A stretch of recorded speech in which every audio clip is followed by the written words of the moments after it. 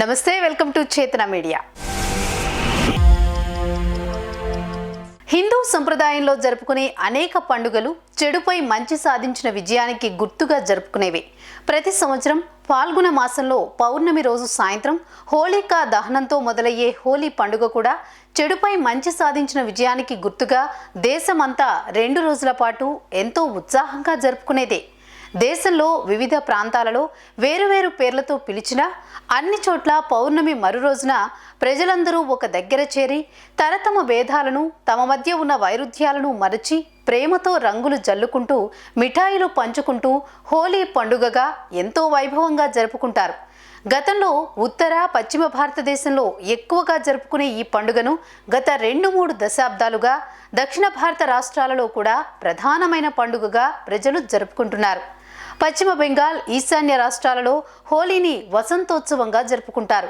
హోలీ ఎందుకు జరుపుకుంటారు అంటే, ఈ తరం వారు చెప్పుకునే ప్రధాన కారణం వ్యవసాయం ప్రధానమైన వృత్తిగా ఉన్న భారతదేశంలో పంట చేతికి వచ్చే సమయం కాబట్టి తరతరాలుగా ప్రజలు వారి కష్టానికి గుర్తుగా ఈ పండుగను జరుపుకుంటారు అనేది చలికాలానికి గుడ్ బై చెబుతూ వేసవికి స్వాగతం చెబుతూ జరుపుకునే పండుగ హోలీ అని మరికొందరి అభిప్రాయం.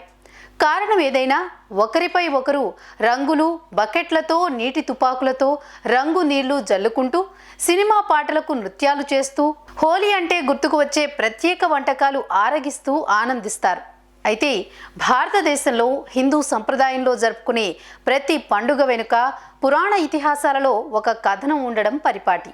హోలీ పండుగ వెనుక కూడా 2-3 కథనాలను సంప్రదాయవాదులు, మత విశ్వాసాల ప్రచారకులు చెబుతూ ఉంటారు.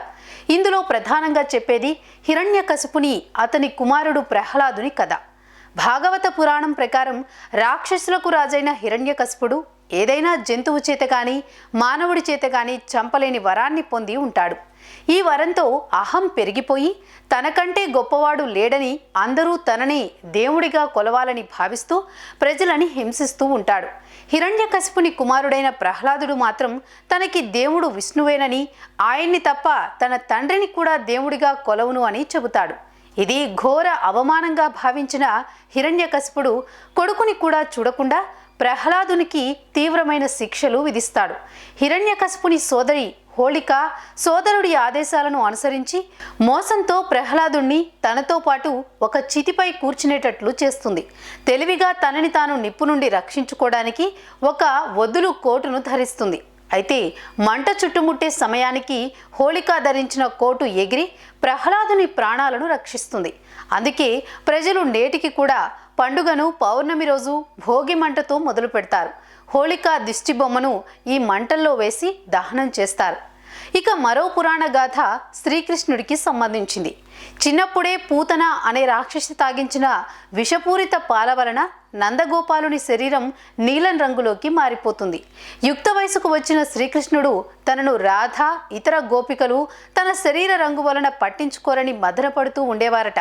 అప్పుడు నందగోపాలుని తల్లి రాధకు, ఇతర గోపికలకు తనకు ఇష్టమైన రంగు పోయమని సలహా చెప్పడంతో సరదాగా మొదలైన ఈ ప్రక్రియ తరువాతి కాలంలో ఒక సంప్రదాయంగా హోలీ పండుగగా జరుపుకోవడం మొదలైందనేది ఈ కథ సారాంశం.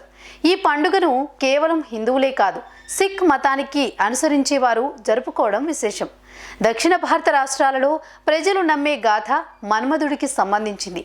మన్మధుడికే కామదేవుడు అని మరో పేరు. ఇంద్రుణ్ణి, ఇతర దేవతలను హింసిస్తున్న తారకేశ్వరుడు అనే రాక్షసుణ్ణి వధించగల సమర్థుడు శివపార్వతులకు కలిగే పుత్రుడేనని, ఘోర తపస్సులో ఉన్న శివుణ్ణి దృష్టిని ప్రాపంచిక విషయాల వైపు మళ్లిస్తేనే ఇది సాధ్యపడుతుందని ఆ బాధ్యత బ్రహ్మదేవుడు మన్మధుడికి అప్పచెబుతాడు. తపస్సులో ఉన్న ఆదిదేవుడు ఈశ్వరుని దృష్టి తపస్సు నుండి ప్రాపంచిక విషయాల వైపు మళ్లించడానికి బ్రహ్మ కోరిక మేరకు ఈశ్వరునిపై ప్రేమ బాణం ప్రయోగించగా కోపగించిన శివుడు తన 3వ కన్ను తెరవడంతో మన్మధుడు అక్కడికక్కడే భస్మమైపోతాడు.